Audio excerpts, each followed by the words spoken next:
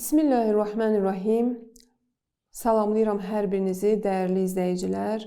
Ümidvaram ki, yaxşısınız və Allahdan diləyirəm ki, ibadətlərinizi, itaətlərinizi bu gözəl Ramazan ayında, bu mübarək ayda qəbul etsin. Ramazan ayı barəsində ilk öncə bir hədisə toxunmaq istəyirəm. Həzrəti Əli əleyhissalamdan olan bir hədisdə vurğulanır ki, Həzrəti Əli əleyhissalam buyurur ki, heç vaxt deməyin Ramazan. Siz nə bilirsiniz ki, Ramazan nədir? Onu tək Ramazan adlandırırsınız. Çalışın, Peyğəmbər buyurduğu kimi və Qurani Kərimdə qeyd olunduğu kimi Ramazan ayı deyə müraciət edin. Və heç vaxt Ramazan sözünü təkcə işlətməyin. Məsələn, biz görürük ki, insanlar Ramazan ayının hilalı görsənəndə, ayı görsənəndə başlayırlar, deyirlər ki, Ramazan daxil oldu, Ramazan gəldi. Bu kimi sözlər, ifadələr, yəni əlbəttə ki, qəsdli olmadan işlədirlər. Amma hədisdə Əli əleyhissalamdan gəlib ki, daha yaxşı olar ki, bu ayın ehtiramını qorumaq üçün Ramazan ayı sözündən istifadə edək. Çünki Ramazan özü ağır bir addır və bunun özünün dərin bir mənası və məfhumu var. Sadəcə istədim ki, siz tamaşaçıların nəzərinə bugün ilk növbədə Ramazan ayının necə vurğulanması barədə qeyd edim və daha sonra mövzumuza keçək. Mövzumuz ötən dəfə olduğu kimi bir tamaşaçımızın, yəni bir izləyicimizin sualı əsasında idi ki, sual vermişdilər ki, biz istəyirik bilək ki, ümumiyyətlə orucun tarixi hara qayıdır və Həzrəti Məryəmin orucu və digər ümmətlərin orucu bizdən nə kimi fərqləri var idi, necə oruc tuturdular və tarixi mənbələrini bilmək istəyirdilər, tarixi əsaslarını bilmək istəyirdilər və ötən dəfə biz qeyd etdik ki, bütün ümmətlərdə oruc tutmaq ayini var idi və hətta Əli əleyhissalamdan var ki, qeyd etdik ki, oruc ən qədim ibadət növlərindəndir, hansı ki, bütün ümmətlərdə bu olub və Allah Taala bunu heç bir ümmətə güzəşt etməyib, yəni bütün ümmətlərdə bu icra olunubdur. Amma bu dəfə biz Yahudiyyətdə və digər ümumiyyətlə millətlərdə və qövmlərdə olan oruc tutmaq tərzi barəsində danışacağıq və işarə edəcəkdik. Qeyd olunur ki, tarixi mənbələrdə ümumilikdə Yahudilər orucu, Yahud qövmü orucu acizlik əlaməti kimi tuturdular. Yəni, nə vaxt ki, bir xətaya mürtəkib olsaydılar, hansısa bir səhv iş tutsaydılar, dərhal oruc tutmaq vasitəsilə tövbə edərdilər və Allahın qapısına gedərdilər. Və tövbə etmək şərtlərindən biri sanki onlar üçün oruc tutmaq idi. Və oruc tutaraq öz əcizlərini, yəni acizliklərini, zəifliklərini Allaha nişan verməyə çalışırdılar, çatdırmağa çalışırdılar və bu şəkildə tövbə edirdilər. Özlərinə çətinlik gətirərək, ac qalaraq, susuz qalaraq bu şəkildə tövbə edirdilər. Və biz ötən dəfə hətta qeyd etdik ki, Həzrəti Məryəmin dövründə Həzrəti Məryəm öz sözlərində vurğulayır ki, mən oruc tutmuşam və danışmaq mənə olmaz. Bu da onu çatdırır ki, məsələn, Həzrəti Məryəmin dövründə demək, susqunluq şəklində oruc da var idi. Yəni, nəinki yemək, bir tək yemək, həm də susaraq oruc tutma tərzi var idi. Və ümumiyyətlə tarixi araşdırdığımız zaman görürük ki, Misirlilər, qədim zamanda Misirlilər, Yunanlılar, Rumlular, hətta Hindlilər hərəsi bir tərzdə oruc tutmaqdan istifadə edib özlərini islah etməyə çalışırdılar. Yəni, oruc tutmaqdan istifadə edirdilər ki, özlərinin pərəstiş etdikləri Allaha yaxınlaşsınlar və dini ayinləri bu şəkildə icra edirdilər.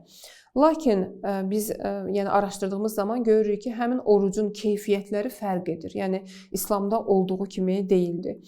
Lakin İslam dünyasında nə zaman oruc vacib olur, nə zaman Ramazan ayında vacib olur? Biz araşdırdığımız zaman təfsirə, Qurani-Kərimə müraciət etdiyimiz zaman görürük ki, hicrətin 2-ci ilində artıq müsəlmanlara oruc tutmaq vacib olur və böyük müfəssir Təbərsi Məcmuəl Bəyan təfsirində qeyd edir bu barədə.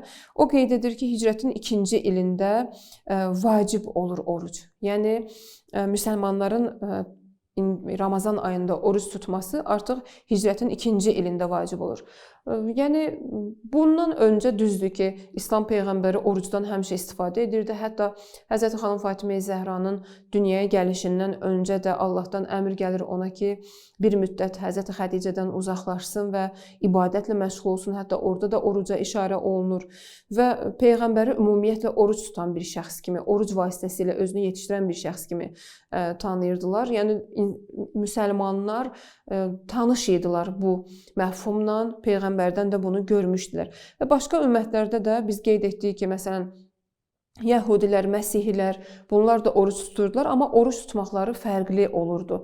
Məsələn, qeyd olunub tarixdə ki, bəzən onlar oruc tutanda yalnız ətdən pəhriz edirdilər. Yəni bir neçə müddət, bir neçə gün ətdən pəhriz edirdilər və ilin bir neçə günü onlar oruc halında olurdular. Bəzən süddən pəhriz edirdilər və yaxud müəyyən hansısa ləzzətli qidalardan pəhriz edirdilər və müxtəlif şəkildə öz oruclarını icra edirdilər və yerinə yetirirdilər. Lakin İslamda buyurulduğu tərzdə oruc, yəni Ramazanda vacib ki olub İslam ümmətinə, oruc, yəni Hicrətin 2-ci ilində qeyd olunur ki, vacib olur müsəlmanlara. Bəqərə surəsi 189-cu ayənin təfsirində hətta qeyd olunur ki, yəni həmin müfəssir Təbərsi qeyd edir ki, əvvəllər qoca və zəif şəxslər, yəni gücü olmayan şəxslərə də oruc tutmaq vacib olmuşdu. Lakin daha sonra nəsx oldu həmin ayələr. Yəni bilirik ki, bəzi ayələr var ki, nəsx olunubdu, bəzi əmrlər var ki, nəsx olunubdu, Qurandan yəni dəyişdirilibdi Allahın öz əmri ilə. Yəni burada təfsirdə qeyd olunur ki, ilk oruc vacib olan vaxtlarda bugünkü əhkam, bugünkü şəriət qaydaları ilə eyni deyil idi. Bəzi fərqləri var idi. Yəni indi necə ki biz bilirik ki, çox qoca şəxslər, zəif olan şəxslər şəri cəhətdən vacib deyil oruc tutsunlar. Quran hətta buna işarə edir. Və yaxud hamilə olan qadınlar, süd verən analar, bunlar yəni vacib deyil, öz şəraitlərinə baxmalıdırlar, öz güc qüvvətlərinə baxmalıdırlar və müəyyən etməlidirlər ki, oruc vacib olur onlara yoxsa yox. Amma əksər halda zəiflik gətirirsə və zərər görülə bilərsə, oruc tutmaqları vacib olmur onlara. Sonradan sağlamlıqlarına, güc qüvvətlərinə qayıtdıqları zaman orucun qəzasını tutmalıdırlar. Lakin biz baxırıq ki, təfsirlərdə və tarixi mənbələrdə qeyd olunub ki, əvvəllər belə deyil idi. Hətta gücü olmayan şəxslər, natəvan olan şəxslər, qoca olan şəxslər də əmr olunmuşdu ki, vacib orucu tutsunlar. Daha sonra nəsx oldu. Görünür, yəni Allah Taala öz bəndəsinin gücünü görür və daha yüngülləşdirir, daha uyğun şərait yaradır ki, onlar rahat şəkildə oruc tuta bilsinlər. Və əvvəllər hətta başqa dinlər, yəni dinlərə, qövmlərə baxdığımız zaman görürük ki, başqa qövmlərdə səfərdə olan zaman belə, yəni oruc tutmaq olardı, icazəli idi. Lakin indiki, yəni bizim şəriətimizdə, dinimizdə və Quranın hökmlərində, Qurandan çıxarılan hökmlərdə biz görürük ki, yəni səfərdə olan şəxs üçün oruc vacib olmur. Səfərdə olan şəxs hətta orucu batil olur müəyyən şərait əsasında. Biz baxırıq ki, başqa ümmətlərdə də, məsələn, oruc tutarkən səfərdə də olanda oruc tutublar və yaxud yaşından asılı olmayaraq, gücündən asılı olmayaraq oruc halında olublar. İndiki şərait, yəni hökmlər kimi hökmlər olmayıbdı. Və orucun böyük faydaları var ki, əlbəttə bu nöqtələrə də toxunacaq. Bilirik ki, ümumiyyətlə İslam dinində Peyğəmbərimizin də buyurduqlarına baxdığımız zaman görürük ki, Peyğəmbərimiz buyurur ki, oruc tutun, sağlam olun. Yəni qeyd olunmur ki, sırf Ramazan ayında oruc tutun, ümumilikdə oruc tutun və İslamda ümumiyyətlə müstəhəb oruclar var, nəzr orucu var, vacib oruclar, bu növləri var orucun ki, inşallah ki, onun barəsində də biz danışmağa çalışacağıq. Lakin bir nöqtəni çatdırmaq istəyirəm, Peyğəmbərin və imamların nəzərində insanın özünü yetişdirməsi üçün ən yaxşı yollardan və dini ayinlərdən biri məhz elə oruc tutmaqdır.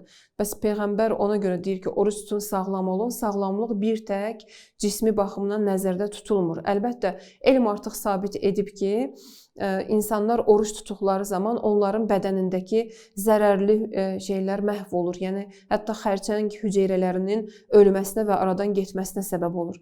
O yüzden oruc, yəni maddi cəhətdən, cismi, fiziki cəhətdən insanın sağlamlığına gətirib çıxarır. Amma bu sağlamlıq daha çox insanın ruhi və mənəvi cəhətdən sağlam qalmasına kömək edir.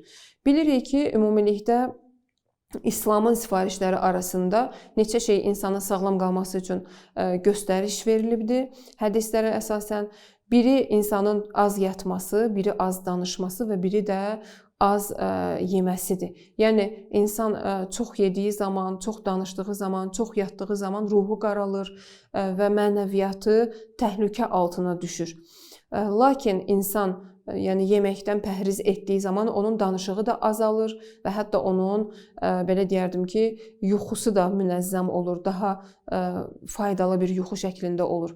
O yüzden İslam yəni xüsusi bir şərtlər əsasında yəni müsəlmanlar üçün orucu vacib edibdir. Allah vacib edibdir. Ramazan ayında digər ümmətlərdən fərqli olaraq İslam ümmətinə, yəni müsəlmanlara oruc vacib olubdur. Bu bizim üçün həqiqətən də bir şadlıq mənbəyi olmalıdır ki, biz digər ümmətlərə nisbətdə, yəni peyğəmbərləri vacib oruç tutduğu vaxtda oruç tuturuq. Nəinki ümmət başqa vaxtda oruç tutsun, peyğəmbər isə başqa vaxtda. Bu bizim ümməti digər ümmətlərdən fərqləndirir və orucun tarixi barəsində də qeyd etdik ki, Adəm əleyhissalamın behiştdən xaric olub yerə gəldiyi vaxtdan etibarən orucun tarixi var və o dönəmlərdən Adəm əleyhissalam bu ayindən istifadə edirdi və tövbəsi üçün Allaha doğru getmək üçün və yaxınlaşmaq üçün çalışırdı. Bizdə isə fərqli olaraq müəyyən bir şəriət və əhkam qaydaları var. Məsələn, digər ümmətlərdə qocalara, zəif insanlara oruç tutmaq vacib etsə, bizdə vacib deyil və biz bundan əlavə səfərdə oruç tutmamalıyıq. Əhkam məsələləri barəsində əlbəttə mən çox çalışmıram, çatdırım. Amma inşallah ki, bəzi nöqtələr olacaq ki, tamaşaçılarımızın öz tərəfindən gələn suallardır və bunlar barəsində də biz danışacağıq. Mən sizə bir daha təşəkkür edirəm. Nə üçün? Çünki bizə çox gözəl mövzular, çox gözəl suallar göndərmisiniz. İnşallah ki, bizi izləməyə davam edin.